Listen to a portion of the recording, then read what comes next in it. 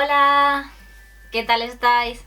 Yo soy Rebeca y bienvenidos a Un libro más, nunca uno menos. Y hoy os traigo el wrap-up de febrero porque, como os dije, este año quiero ser muy puntual con el tema de los wrap-ups para sacarlos mes a mes y que no se me junten o que le deje de hacerlos de repente, igual que hice el año pasado. Así que aquí estoy para hablaros de los libros que leí durante febrero, que en total fueron 6, uno menos que enero, pero bueno, bastantes libros la verdad. Y curiosamente todos ellos, como vais a ver, son cortitos. Así que estupendo, porque si estáis buscando libros cortos para leer los próximos meses, creo que aquí vais a encontrar unas cuantas recomendaciones bastante interesantes. E incluso algo que también quiero mencionar antes de seguir con el vídeo es que por fin he encontrado una lectura de 5 estrellas que pueda considerar uno de mis libros favoritos de este 2023. Aún queda mucho tiempo, pero yo sé que ese libro que os voy a hablar hoy va a entrar en esa lista de libros favoritos en ese vídeo que voy a hacer a finales de año, sí o sí, porque de verdad este libro que os voy a hablar de él es una gozada. Pero no voy a empezar por él. Realmente por el cual voy a empezar es un libro que empecé leyendo este mes y que pues eso es el primer libro que acabé. Y es El abismo del dragón de África Vázquez, publicado por Munix Editorial. Este libro a lo mejor muchos no lo reconocéis porque fue un libro que se publicó junto con un crowdfunding que organizó la editorial. Es decir, era un crowdfunding para recaudar fondos y una de las cosas que daban como recompensa por colaborar, aunque fuese un poquito, es este libro que es El abismo del dragón. Y es una novela autoconclusiva de fantasía a la que le tenía muchas ganas porque África Vázquez es una autora que me gusta muchísimo. La conocí ya con su primer libro, que fue La ciudad de los ladrones, y desde entonces le he seguido la pista bastante de cerca. No me he leído todo lo que tiene, pero sí me he leído bastantes libros de ella y este me ha gustado muchísimo, la verdad, aunque no era lo que yo esperaba. Ahora os explico. El rey de Daeron ha enfermado y solo hay un modo de salvarle la vida. Los mejores caballeros y amazonas del reino deberán partir en busca de una escama de dragón. Ravenna es una humilde aldeana que ha decidido unirse a la búsqueda. Sin fama ni fortuna, tendrá que arreglárselas para cruzar el abismo del dragón, pero no se imagina lo que aguarda al otro lado. Este libro quería leerlo este año porque me apetecía usarlo para el reto épico y mágico de Amarie de Ilandris, y este era un libro que, si recordáis el vídeo en el que lo metí, era un libro que yo quería leer para la categoría de fantasía heroica, pero resultó que no era para nada lo que yo esperaba, porque claro, yo al ver la portada de este libro y al leer esta sinopsis tan genérica y tan típica de libros de fantasía, pensé que un poco tendría estas vibes de rol, porque además creo que África alguna que otra vez ha mencionado que le gusta bastante lo que son los juegos de rol, así que yo pensé que es lo que iba a encontrarme en este libro, pues personajes pues que parecen personajes creados por alguien para jugar una partida de rol, viviendo la típica aventura de partida de rol, de dragones y mazmorras, teniendo que derrotar al malo maloso y no sé qué, y aunque sí que aquí hay un villano al que derrotar, no considero que se parezca para nada o que se ajuste a esa premisa. Este libro realmente, cuando terminé de leerlo, me di cuenta de que en realidad podía meterlo en lo que es fantasía cómica, porque este libro, además de tener una trama y una estructura bastante sencillitos, tiene muchísimo humor por parte de la autora, sobre todo con ciertos personajes que aparecen en esta historia, y la verdad es que no me lo esperaba para nada este tono humorístico, y aunque me gustó, no era exactamente lo que yo estaba buscando en ese momento. Así que yo creo que eso también pudo afectar un poquito a mis impresiones del libro, porque en vez de darle 5 estrellas en mi mente realmente es un 4 con algo. No llega a las 5 porque, lo dicho, no era lo que yo esperaba. Y también este libro, aunque me encantó y la protagonista me cayó súper bien, hubo partes que se me hicieron un poquito aburridas porque tenía muy poca acción. En este libro sí pasan cosas, pero digamos que escenas de peleas, de batallas y no sé qué, no hay prácticamente nada. Y claro, libros en los que realmente no pasa nada y la protagonista está de paseo por ahí, digamos que no es un tipo de libro que me entusiasme demasiado leer, así que bueno, por esa parte me decepcionó un poquito, pero por otra me gustó muchísimo lo que es la historia, los personajes, y además también tiene una trama de romance súper cookie, súper tierna, que me encantó y creo que fue lo que más disfruté de este libro en general. Así que si lo tenéis por casa porque habéis participado en el crowdfunding que hizo Munix ese año, por favor leerlo, porque es un libro muy ameno, muy cortito, se lee enseguida, está muy bien escrito y por supuesto es de estos libros que te dejan con el corazón calentito gracias al final. El siguiente libro del que os voy a hablar probablemente entre en mi lista de peores lecturas de este 2023, así que como podéis ver tengo un mejor libro y un peor libro en este vídeo para esos vídeos en concreto. Y sin dar más rodeos, del libro que quiero hablar es Rojo sobre Negro de Isabel del Río. Este libro, la verdad es que aunque lo he leído hace poquito, me gustó tan poco y me enteré tan poco de la trama que ya ni me acuerdo de lo que ocurre, y eso que debí leerlo hace ¿cuánto? ¿Un par, 2, 3 semanas? Pero bueno, voy a leeros la sinopsis más o menos para que sepáis de qué va y de paso yo a hacer memoria. Todo empieza y acaba en el agua. agua. Carrie aprendió de su abuelo a entrar en negro, una dimensión que nos rodea, pero escapa de nuestros sentidos. Aprendió de su madre a pasar desapercibida, hasta que en el instituto quiso dejar de ser invisible. Entonces el pasado se encontró con su presente. Carrie rompió la única norma y traspasó la oscuridad, arrastrando el mundo con ella. Todo empieza y acaba con una gran historia de amor imposible. Pues como la sinopsis nos dice, Carrie es la protagonista, esta chica que veis aquí en la portada pelirroja. Esta chica tiene un poder especial, que es que cuando cierra los ojos pasa a un mundo que se llama el mundo en negro o algo así, que es como una especie de dimensión alternativa donde existen criaturas extrañas fuera de nuestra comprensión, y básicamente va sobre eso, va de Carrie aprendiendo sobre este poder que heredó de su abuelo, pero aún así la autora, aunque se esfuerza por intentar explicarnos en qué consiste este poder que tiene Carrie, por otra parte lo hace de una forma muy rara que no consigues del todo captar qué es lo que te está queriendo decir la autora. Es como que intenta explicarte algo pero no te lo explica, o sea, es un poco raro. Es que me cuesta mucho definirlo, ya veis lo mucho que me cuesta hablar de este libro, porque lo empecé y lo terminé sintiendo bastante indiferencia, lo cual es algo bastante negativo en un libro, y lo dicho, me dio mucha rabia sentir que no estaba entendiendo realmente lo que ocurría ni cómo funcionaban los poderes de la protagonista. Es decir, que creo que tiene una muy buena premisa y de hecho la edición, la verdad es que es muy chula, porque hay páginas en negro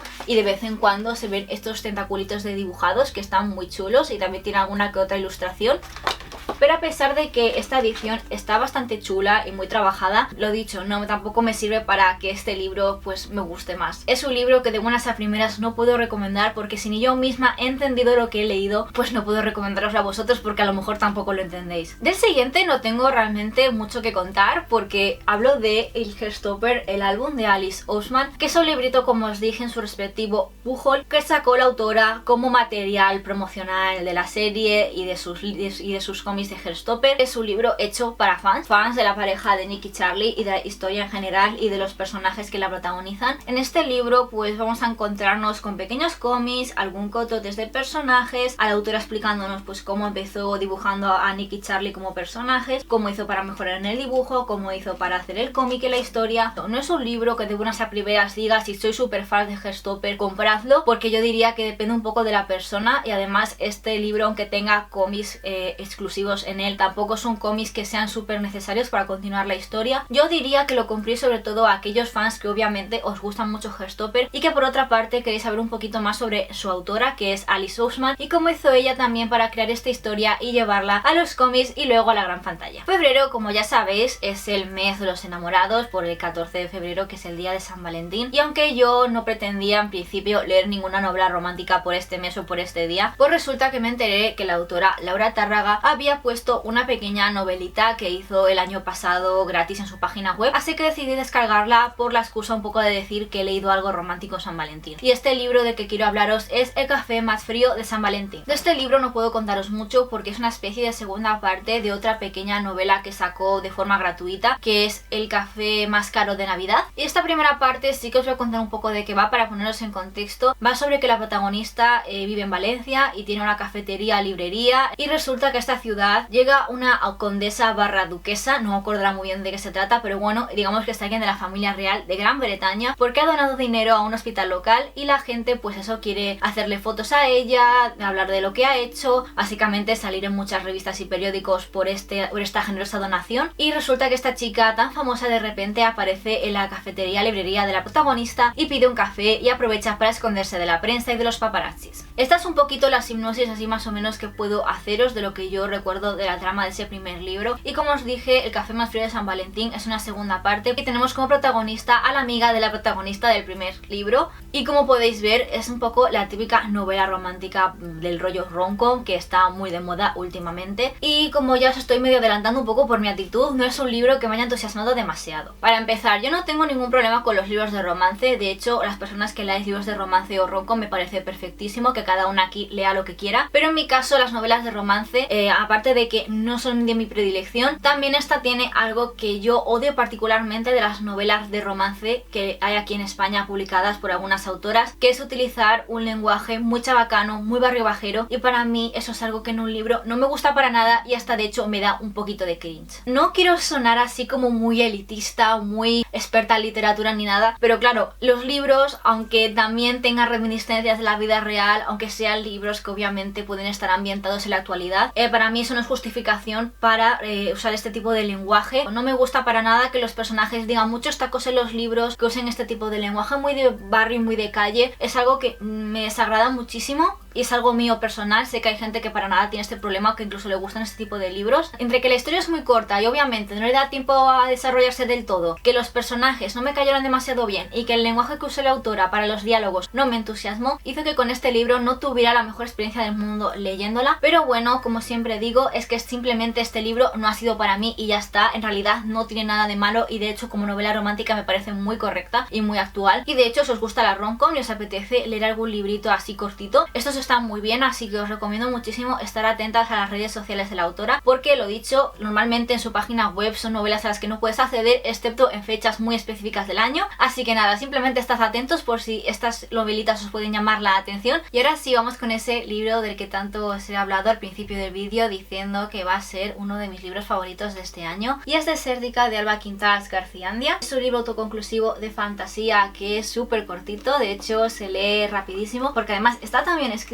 que las páginas sin darte cuenta las vas pasando una detrás de otra, y para cuando quieres darte cuenta, lo dicho, ya has leído la mitad del libro porque es que estás enganchado y quieres saber qué va a pasar. Es un poco difícil hablar de este libro sin dar spoilers, así que simplemente ahora mismo voy a leeros la sinopsis. Los vivos no deben comer en la misma mesa que los muertos, si no quieren condenarse. ¿Qué pudo haber hecho que la tierra se secara y ya no volviera a llover? ¿Qué pudo haber levantado a las ánimas de la Santa Compañía? El general Torrijos y sus revolucionarios lo tienen claro. Fue el forastero, ese extraño hombre de quien nada se sabe, salvo que un día llegó y sedujo a la monarca de aquellas tierras, la Reina Muerte. La sinopsis puede parecer un poquito confusa y un poquito vacía, porque yo de hecho cuando la leí por primera vez tampoco tenía mucha idea de que me iba a encontrar con esta historia, pero la verdad es que me sorprendió gratamente, porque aunque los primeros capítulos no me enteraba muy bien de qué ocurría, enseguida cuando empecé a leer más y seguía avanzando la historia, empecé a cogerle tranquilla a todo, empecé a entender de qué iba la trama y qué quería contar la autora. Así que no voy a decir mucho porque quiero que la historia la descubréis por vosotros mismos. Es una historia pues eso, de fantasía, con romance, lleno de momentos también súper dramáticos y súper emotivos que me encantaron. De verdad me parece este libro una obra bastante interesante y muy única, de lo mejorcito para mí que ha escrito Alba hasta ahora, y un libro del que no me voy a cansar de recomendar. Y de hecho si queréis un pequeño aliciente y queréis saber más o menos qué podéis esperar en él, simplemente os voy a decir que si sois muy fan de la literatura española, de autores como Federico García Lorca, Tirso de Molina o Espronceda, creo que este libro os va a encantar porque vais a encontrar en él como una especie de pequeño homenaje a todas esas obras de la cultura española, de todos esos libros que han marcado, digamos, la historia de nuestro país y nuestra cultura, y que son libros que internacionalmente pues han llegado muy lejos, como pueden ser Bodas de Sangre, El estudiante de Salamanca, etcétera. Es decir, si sois personas pues eso, que amáis un montón estos libros clásicos, creo que este libro deberéis echarle un vistazo porque creo que os va a llamar la atención y os va a encantar. Y si no, sinceramente también os digo que contengáis un poquito de bagaje cultural sobre autores como Federico García Lorca, vamos, lo básico que creo que mucha gente ha estudiado en el instituto, pues ya está, tampoco necesitáis más contexto para entender esta historia. Y el último libro del que quiero hablar, y que fue el último libro que terminé en febrero, es Los viajeros de sueños de Marina Tena Tena. Es la primera vez que de hecho leo a esta autora porque tenía muchas ganas de hacerlo. Pues este libro va sobre un chico que se llama Lázaro, que tiene el poder de entrar en los sueños de las personas que se va encontrando o que conoce. Es un poder que además comparte con otros chicos, como por ejemplo su amiga Tana, que se encuentra con ella en todos los sueños, y además en estos sueños no solo ellos tienen el poder pues eso de moverse a ellos o de entrar en ellos, también dentro de estos sueños tienen poderes propios. Por ejemplo, Lázaro, que es el protagonista, puede lanzar escudos. Tana tiene la habilidad de transportarse de un sueño a otro y siempre se lleva a Lázaro por ahí a vivir aventuras. Y Tana un día conoce a una chica que también tiene sus mismos poderes junto con su hermano, y el hermano de esta chica ha quedado encerrado en un sueño muy raro en el que aparece una isla con un faro, y todas las noches el chico despierta ahí y básicamente no puede moverse a ningún otro sitio ni puede hacer nada, porque la isla de hecho es muy peligrosa y en el fondo esconde bastantes trampas. Así que los protagonistas quieren ayudar a este chico a salir de allí, y sin darse cuenta ellos también acaban encerrados en esta isla, y lo dicho, van a tener que escapar de alguna forma, y la única forma que creen que existe para huir es llegar a este misterioso faro que vemos en la portada. Este es un libro que me llamó la atención por el tema de los sueños, porque me parecía muy interesante tener protagonistas con ese poder. Es una novela ante todo muy middle grade y enseguida se nota en el estilo y en la forma de narrar de la autora, que por cierto me encantó. Creo que la autora escribe súper bien y de hecho en ese sentido tengo muchas ganas de seguir leyendo de ella y de verla en otros registros, saber cómo se maneja. Pero la verdad es que este libro, a pesar de que la premisa me llamó muchísimo la atención, en realidad luego al acabarlo no me pareció para tanto, y de hecho me parece de estos libros que aunque son cortitos les sobran bastante páginas, porque hay partes y hay cosillas que personalmente no me gustaron. No voy a contar mucho para no dar spoilers, pero es un libro que a veces no disfrutaba, que a veces me aburría. Sí que tiene partes y momentos muy originales y me gusta muchísimo cómo la autora trata el tema de los sueños, cómo los sueños actúan y cómo los sueños se comportan. Es decir, por ejemplo, Tana tiene una especie de cuchillo barra daga que en cuanto saca se convierte en una espada. Es decir, que los mundos de los sueños pues también tienen sus cosillas interesantes y creo que lo ha hecho muy bien. Y de hecho cuando habla de lo que es estar en un sueño, lo que es sentirse, lo que ocurre en ellos, se nota pues eso, que lo ha hecho muy bien, y en ese sentido está muy trabajada esta historia. Pero entre que había partes que se me hicieron muy aburridas y que los protagonistas se me hicieron muy planos y acabó el libro sin que realmente me gustase a alguien, por ejemplo, o algún personaje que me gustaría destacar. No es un libro que me haya súper encantado y de hecho espero en un futuro poder leerme otro libro de Marina Tena que me guste muchísimo más y del que poder disfrutar, porque creo que podía convertirse en una autora de referencia para mí. Así que nada, mi primera experiencia con ella no ha sido la mejor, pero tampoco ha sido la peor, así que tengo ganas de seguir. Y eso es todo. Como habéis podido ver, este wrap-up os he traído de todo: libros de fantasía, de romance, middle grade, libros que me han encantado, libros que no tanto. Aquí habéis tenido un montón en este vídeo, así que en ese sentido me alegra, porque a mí me gusta que estos wrap-ups sean bastante variados. Solo me queda pediros un par de cosillas, como siempre. La primera de esas es que os suscribáis si no lo habéis hecho, dadle a like a este vídeo si os ha gustado y dejadme en comentarios si habéis leído alguno de estos libros o qué libro de febrero ha sido el que más os ha gustado leer. No sé, dejadme lo que queráis porque me encanta hablar con vosotros. Y bueno, eso es todo, así que nos vemos en el siguiente vídeo. ¡Hasta luego!